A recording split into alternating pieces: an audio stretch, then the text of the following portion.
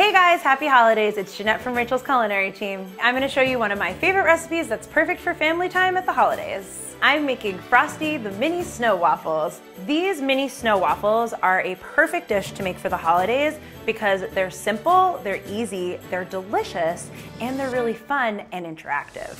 We are going to start with 2 cups of pancake and waffle mix. I'm using Pearl Milling Company pancake mix because it makes pancakes and waffles with a light and fluffy texture. Plus, it's super convenient and delicious for breakfast time. 1½ cups of water, 1/4 cup of oats, 1/4 cup of ground flaxseed. I use ground flax seeds because you get the full benefit and they just incorporate really beautifully. Now the parents in the room will totally recognize what I'm using. This is a applesauce pouch. I have thousands of them in my pantry. And when I measured it, it's exactly ½ a cup, so perfect for this recipe. 1/4 cup of some Greek yogurt, ½ teaspoon of some salt, and either pumpkin pie spice or cinnamon. So now I'm gonna whisk this up.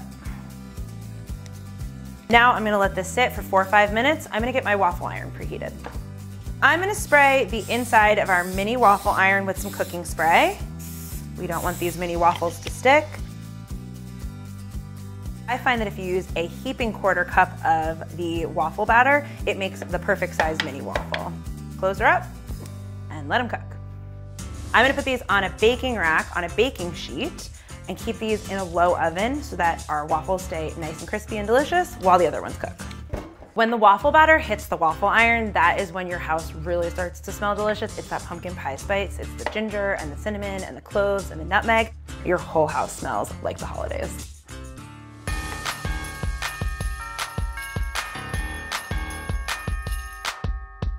I'm gonna show you how to prep some of the fruit for our Frosty the mini Sno-waffles. I've got one of my favorite fruits. I've got a cantaloupe here. But did you know that you're supposed to wash your melons before you cut them? So I've got a wet paper towel here.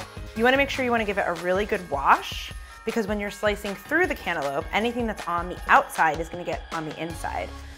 No Frosty the mini Sno-waffle is complete without some berries, maybe a little nose, maybe some buttons. Also, waffles and berries are just delicious. I've been storing my berries in glass containers, and I find that they last a lot longer. So right from the store, I bring them home, I put them into a glass container, store them in the refrigerator. These last an extra few days than when you keep them in here.